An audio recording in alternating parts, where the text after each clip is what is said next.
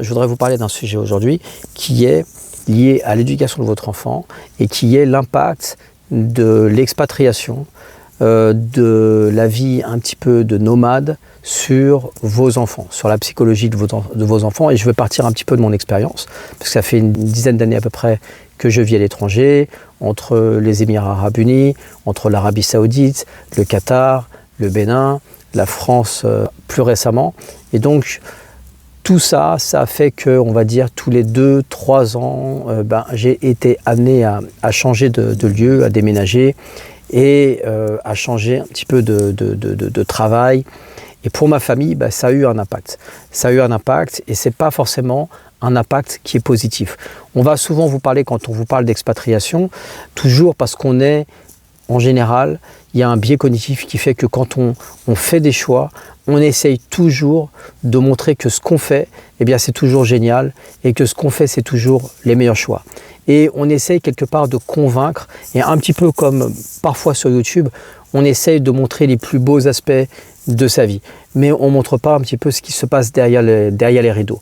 Et je voudrais donc aujourd'hui vous parler justement de ces aspects dont on parle beaucoup moins, dont parlent beaucoup moins les entrepreneurs du web, les personnes qui ont une vie d'expatriés. Et ils n'en parlent pas forcément parce qu'ils cherchent à le cacher. Mais c'est parfois qu'il faut des années de recul pour pouvoir prendre conscience des conséquences négatives de l'expatriation. Alors, je vais vous parler dans cette vidéo d'un côté des conséquences qui sont négatives, et je vais commencer par les conséquences négatives sur vos enfants, et puis ensuite je vous parlerai des bienfaits de l'expatriation.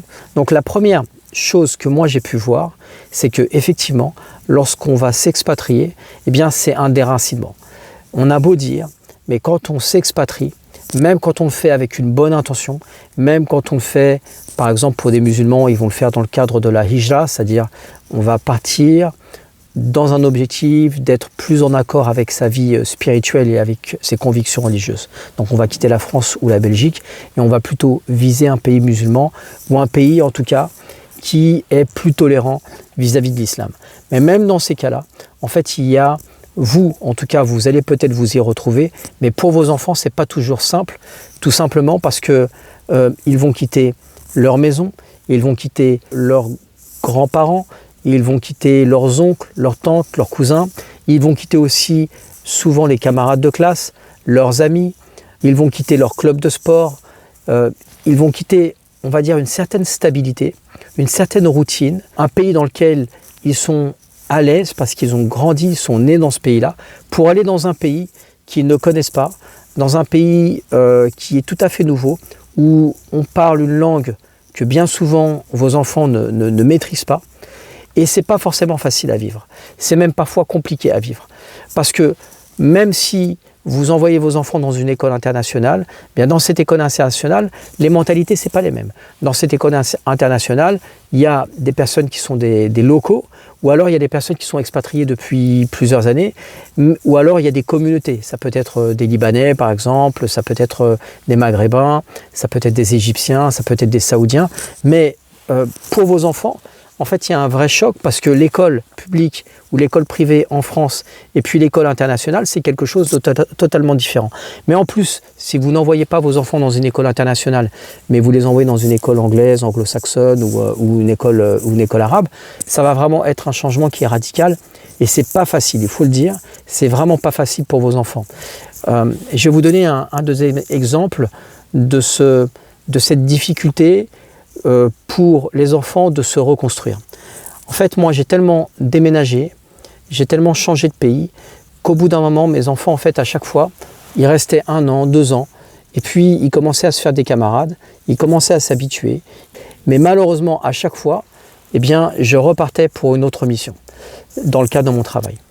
Et au final, on se rend compte qu'il va falloir à peu près, pour un être humain normal, entre 2 et 3 ans pour trouver un semblant de stabilité, pour commencer à se reconstruire.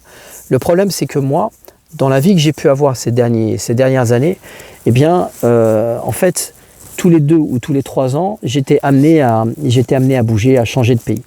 Ce qui fait que à peine mes enfants commençaient à se faire de nouveaux camarades, à s'habituer à leur nouveau cadre de vie, à s'habituer à leur nouvelle maison, à s'habituer à la nouvelle langue, à la nouvelle culture, à la nouvelle ville, eh bien, à peine ils commençaient à se reconstruire que hop, je les arrachais et puis on repartait dans un autre pays. Et j'ai fait ça plusieurs fois. Je l'ai fait de manière successive. Et aujourd'hui, on est rentré en France parce que j'ai 2 enfants qui commencent à être grands et qui vont bientôt rentrer en études supérieures. Et en fait, je me suis posé la question, est-ce que je dois repartir sur une mission de 3 ans ou de 4 ans, avec le risque après, en plein milieu, d'être obligé de m'arrêter pour revenir du fait des études supérieures de mes enfants. Je n'ai pas envie, moi, à titre personnel, de laisser mes enfants seuls en France, étudier, loin de leur maman, loin de leur papa, loin de leurs frères et sœurs. En tout cas, c'est un choix que moi j'ai fait. Et du coup, je me suis dit, est-ce que c'est la peine de reconstruire encore quelque chose pour m'arrêter en plein milieu et puis dire aux enfants, bon, bah, maintenant on va faire les études universitaires, les études supérieures en France. Donc moi j'ai fait le choix, au moment de la fin de mon dernier contrat, de me dire, ben, c'est pas grave, je vais rentrer en France. Même si je ne trouve pas le boulot auquel j'aspire, bah, je vais continuer mon business, ça va me permettre de me concentrer sur mon business. Et du coup, moi, j'ai décidé de refaire le premier métier que j'avais fait, c'est-à-dire le métier d'enseignant. Et j'enseigne aujourd'hui dans une école privée. Ça me permet d'avoir toutes les vacances scolaires et d'avoir pas mal de temps pour pouvoir continuer ma chaîne YouTube et puis pour continuer à mettre les choses que je mets en place. Maintenant, pour mes enfants, c'est autre chose. Mes enfants, lorsqu'ils étaient au Bénin, la dernière mission elle était au Bénin, ils avaient commencé à se faire plein de copains et plein de copines. Pour mon garçon, eh bien lui, il avait trouvé vraiment une petite bande de potes au Bénin avec qui il s'entendait super bien.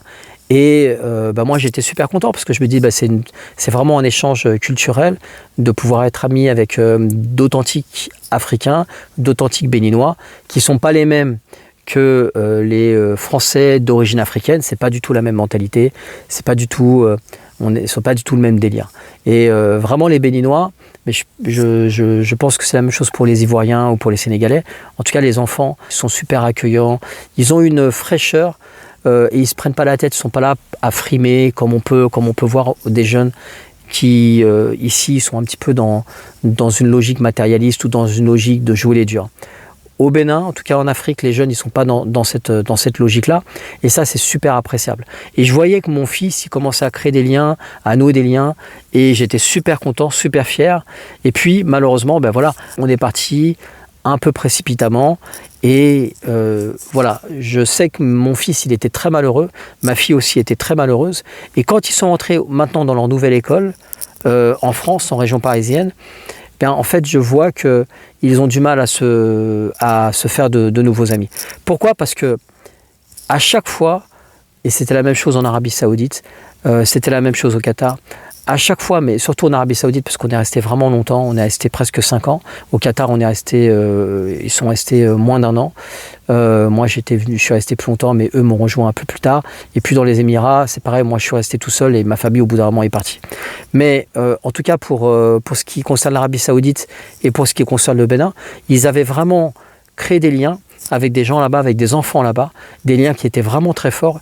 Ils se sentaient vraiment chez eux.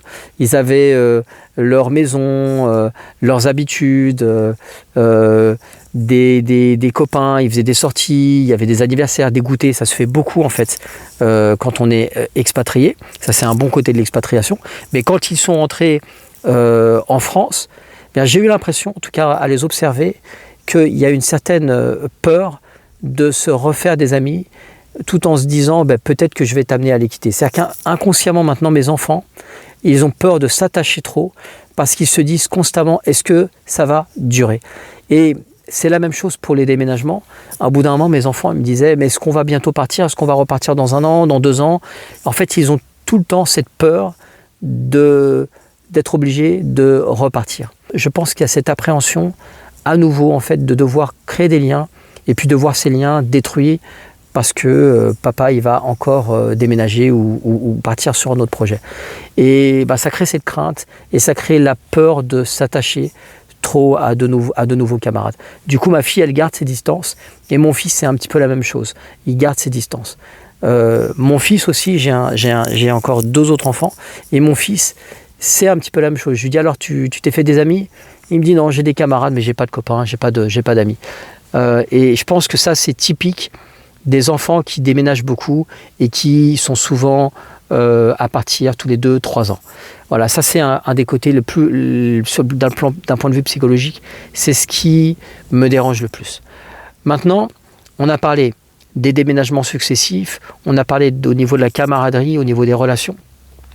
Il y a aussi le fait que, et on a dit aussi que c'est au bout de 2-3 ans qu'on commence à créer des racines, et à chaque fois que vous déménagez, à chaque fois que vous vous expatriez, vous arrachez ces racines pour aller les replanter ailleurs. Et ça, c'est extrêmement difficile pour vos enfants. Maintenant, il n'y a pas que des côtés négatifs, et je voudrais vous parler dans cette seconde partie de la vidéo de tous les côtés positifs.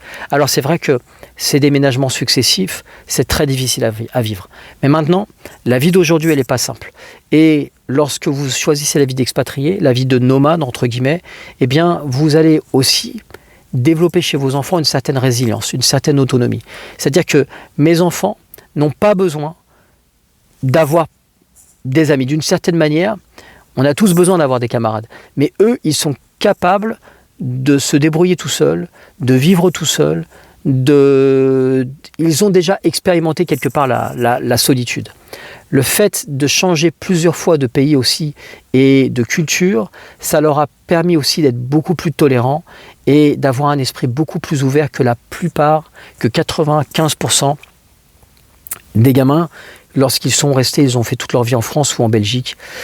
Pourquoi? Parce que lorsque vous déménagez, lorsque vous changez de pays, alors on entend souvent parler de l'Afrique, on entend souvent parler du Golfe, mais en entendre parler, regarder des vidéos sur YouTube et l'expérimenter dans sa vie au quotidien, de connaître des enfants saoudiens, de connaître des enfants égyptiens, de connaître des enfants béninois, de connaître des enfants qui viennent du Maroc ou d'Algérie lorsqu'on est expatrié, on est dans un monde qui est vraiment, on est dans un univers qui est vraiment riche, avec des gens qui viennent de toutes les nationalités. Et ça, pour vos enfants, c'est une super richesse. Ça va vraiment, en fait, les habituer, développer leur capacité à dialoguer, à écouter, à entendre, à avoir une certaine empathie vis-à-vis des personnes qui sont différentes d'eux. Et ne pas être centré, comme parfois malheureusement, on s'aperçoit que beaucoup de Français ou beaucoup de Belges, en fait, ils sont centrés sur eux-mêmes. Ils ont l'impression qu'ils détiennent une vérité, ils détiennent un modèle de société, et les autres, en fait, devraient juste les suivre. En fait, quand on va vivre ailleurs, en Asie, au Moyen-Orient ou en Afrique, on s'aperçoit que la France, il y a beaucoup de côtés positifs, mais dans les autres pays aussi, il y a beaucoup de côtés positifs. Et on s'aperçoit aussi d'une bonne chose, c'est que lorsqu'on revient en France, on s'aperçoit aussi on reste en France, on peut avoir tendance à se plaindre. On a parfois tendance à dire, ouais, mais il y a une certaine insécurité, il fait pas beau. Mais le fait de déménager, de partir, de côtoyer d'autres cultures, ça, vous apercevez tout d'abord que la xénophobie, elle existe dans tous les pays.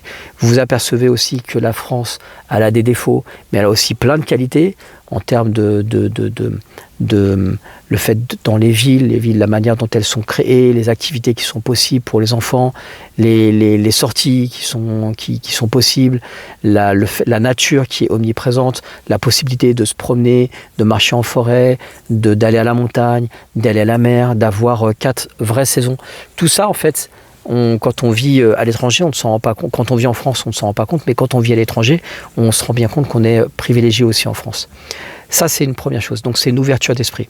La deuxième chose, c'est que si vos enfants ils vont dans une école internationale, ils vont être à l'aise avec l'anglais, par exemple.